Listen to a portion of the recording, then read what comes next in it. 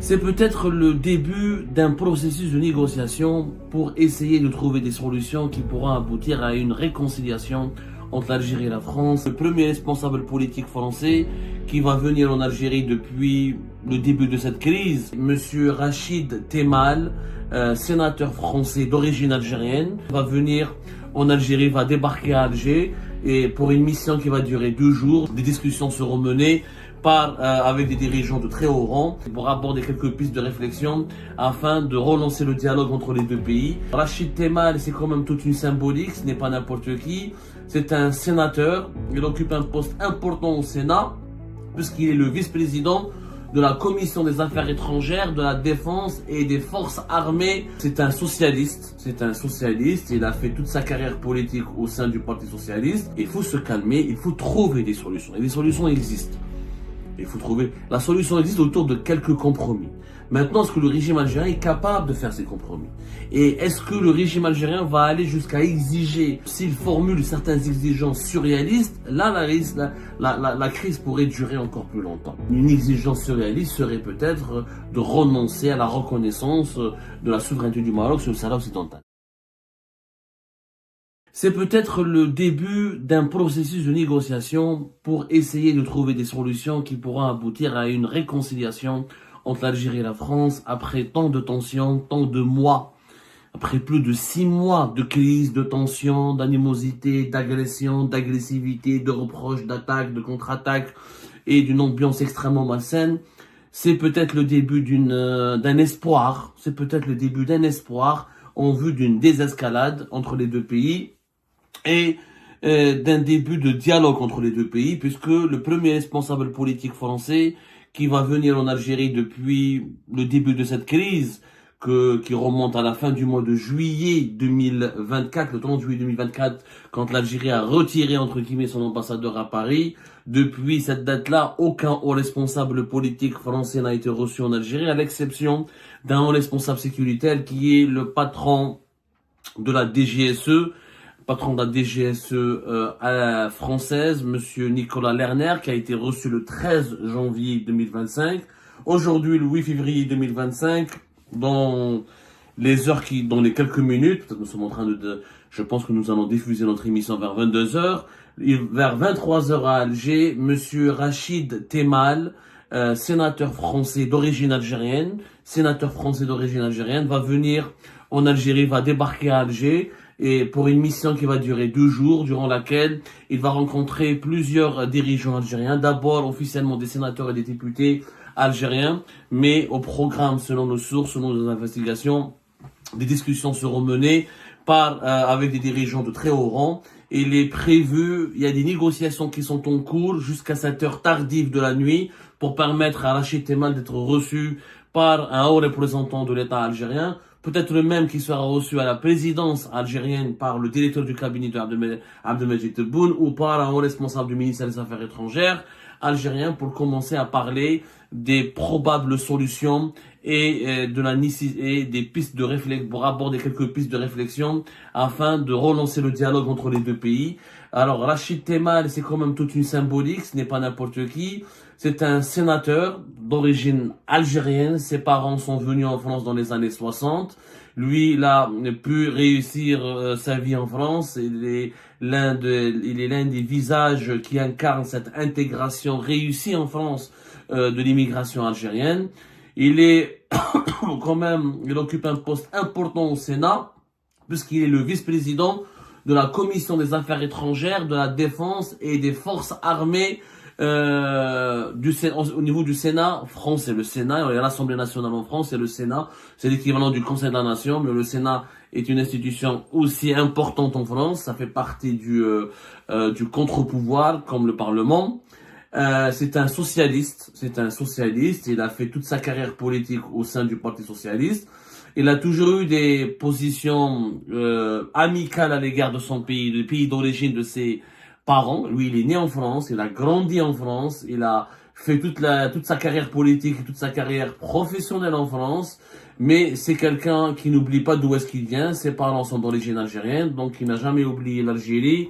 Il a toujours œuvré pour rapprocher les deux pays. D'ailleurs, il est le président du groupe parlementaire Algérie-France. C'est un groupe qui existe, qui réunit des députés, des sénateurs français et des députés, des sénateurs algériens. C'est un espace de réflexion, c'est un espace d'échange, de réflexion pour essayer de développer et d'améliorer les relations bilatérales. Donc, Rachid Temal est attendu ce soir, enfin, à une heure tardive de la nuit, vers 23h et quelques à l'heure d'Alger. Il va rester 2 jours, il repartira après-demain, il repartira normalement lundi, d'après nos informations, lundi vers la fin de la journée. Officiellement, il a été invité par la Chambre de commerce et d'industrie algéro-française, qui voulait l'inviter pour qu'il vienne rencontrer des acteurs français, des entrepreneurs français, des chefs d'entreprise et des représentants d'entreprises françaises qui activent en Algérie. C'est officiellement le motif de la visite serait d'animer une rencontre avec les membres de la Chambre de commerce et d'industrie algéro-française, qui vise, qui est en train elle aussi d'œuvrer pour trouver des solutions pour réduire les tensions entre les deux pays et trouver des solutions qui permettront à la France et l'Algérie de sortir de l'impasse. C'est là aussi, là il faut reconnaître, malgré toutes les critiques qu'on peut lui formuler, malgré toutes même si on n'est pas d'accord avec la probité personnelle de certains membres de la Chambre de commerce et d'industrie algéro-française, même si on n'est pas d'accord avec le CV ou le parcours de certains de ses membres, il n'en demeure pas moins que cette institution, c'est une institution qui demeure respectable et elle est l'une des passerelles entre l'Algérie et la France. Et la France en Algérie, c'est très important, il faut le reconnaître, c'est parmi les premiers investisseurs en Algérie, c'est parmi les premiers fournisseurs de l'Algérie et c'est parmi les premiers clients de l'Algérie. Mais cette visite n'aura pas qu'un cachet économique. Le prétexte a été trouvé pour permettre à Rachid Temal, dont la venue en Algérie a été approuvée par les autorités algériennes sans grande difficulté, d'après nos sources. On lui a souhaité la bienvenue, on lui a donné le feu vert pour qu'il puisse venir en Algérie. Donc, Rachid Temal, il a récemment sur son Twitter, il a adopté une position où il appelle à ce qu'on respecte l'Algérie, à ce qu'on respecte sa souveraineté et à ce qu'on puisse trouver des solutions aux problèmes qui bloquent les relations bilatérales avec la France dans un cadre de dignité, de diplomatie, dans un cadre de droit et non pas dans la surenchère médiatique et dans les appels au mépris. C'est quelqu'un de très modéré, donc d'origine algérienne. Il connaît très bien le dossier algérien, il connaît très bien les sensibilités algériennes, il connaît très bien les problèmes actuels et les blocages actuels entre les deux pays. Il vient tâter le terrain, c'est le premier dirigeant politique français, c'est pas un dirigeant, c'est un élu, mais comme il a un poste aussi important au niveau du Sénat, ce n'est pas un simple sénateur, comme il est vice-président d'une commission importante au niveau du Sénat. Donc, il est fort à parier que Rachid Temal est venu avec une feuille de route, est venu avec un objectif, avec une mission, mais qu'il a été missionné par la présidence française en tant que vice-président de la Commission des Affaires étrangères, de la Défense et des Forces armées, de trouver, de dialoguer et d'approcher les dirigeants algériens pour leur proposer une feuille de route de dialogue, pour leur proposer un agenda qui permettra de dialoguer, de trouver des solutions, de négocier, tout simplement, de négocier. Donc, c'est une visite importante. Ces 2 jours, je pense que Rachid Temal, il a un immense défi. C'est vrai qu'il vient dans un contexte extrêmement houleux, très difficile. Il vient dans un terrain miné. Les esprits sont très remontés contre la France en Algérie en ce moment. Il y a un ressentiment au sein du régime algérien. Il y a beaucoup de ressentiment. Il y a beaucoup je dirais pas de haine, mais en tout cas, il y a beaucoup de révolte, il y a beaucoup de colère. Comment Rachid Temal va gérer cette colère? Comment il va quelles sont les réponses qu'il pourra apporter aux dirigeants algériens? Est-ce qu'il a, en tout cas d'après nos informations, les interlocuteurs algériens qui vont l'accueillir attendent, est-ce qu'il leur délivre des réponses bien précises? Il y a des messages de la part du président français Emmanuel Macron et de la part de l'establishment français. Il est attendu donc avec comment dirais-je, très difficile de décrire l'atmosphère actuelle. Franchement, de pied ferme, oui, on va dire il est attendu de pied ferme, peut-être, oui, absolument. C'est une expression qui peut-être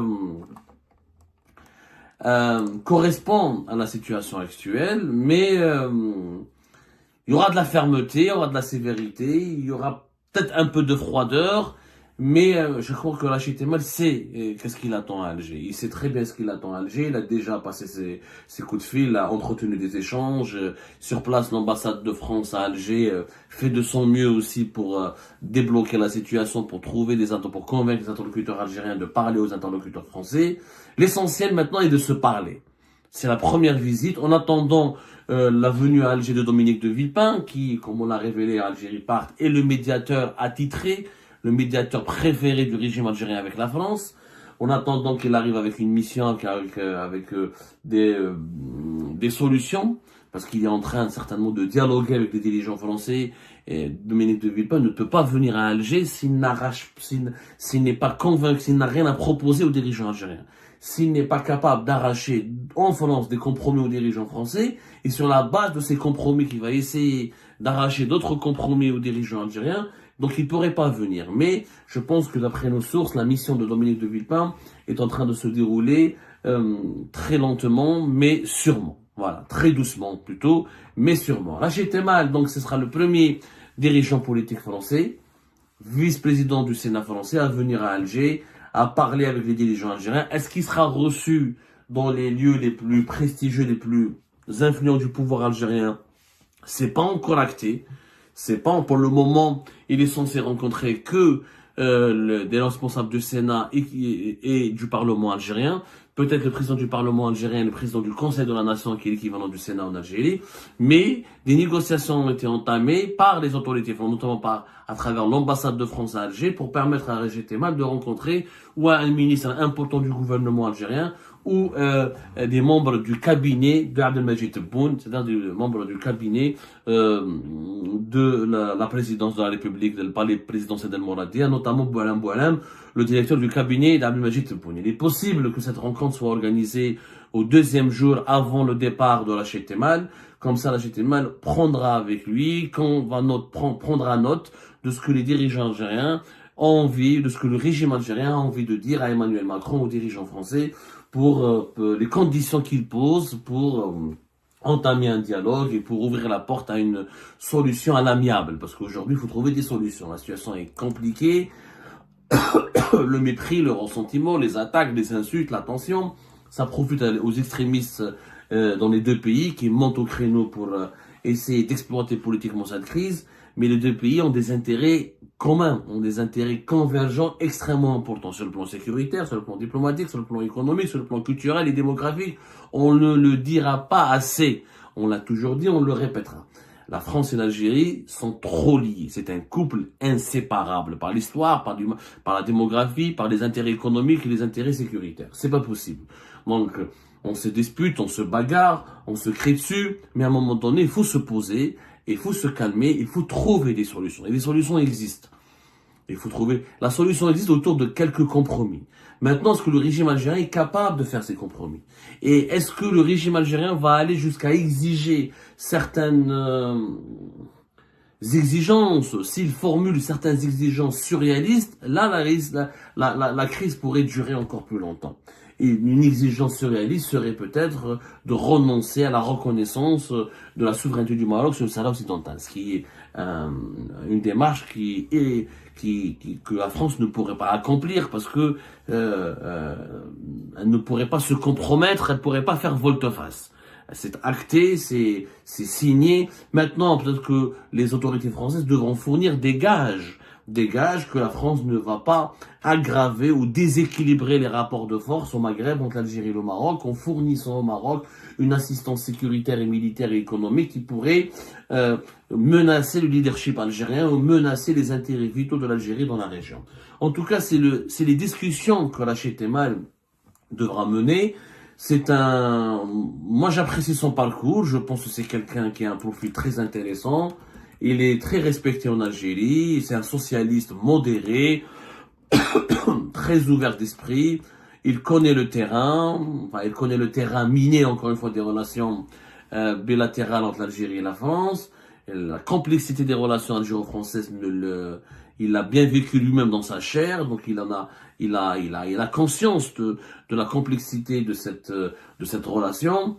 C'est quelqu'un qui connaît bien la communauté algérienne en France. Il est président du groupe d'amitié du groupe Amitié France-Algérie. À ce titre-là, il est coordinateur national du Parti Socialiste qui a rené de ses cendres, qui a pu renaître de ses cendres.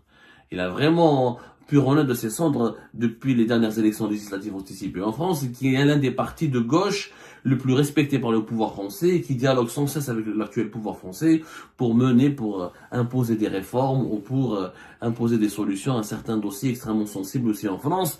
Donc, c'est l'interlocuteur, peut-être, il a le profil de l'interlocuteur idéal pour venir en ce moment proposer une médiation ou essayer de convaincre les deux pays de se reparler, de se calmer et de recommuniquer ou de relancer les contacts et de relancer un canal, de remettre en place un canal de communication et de dialogue.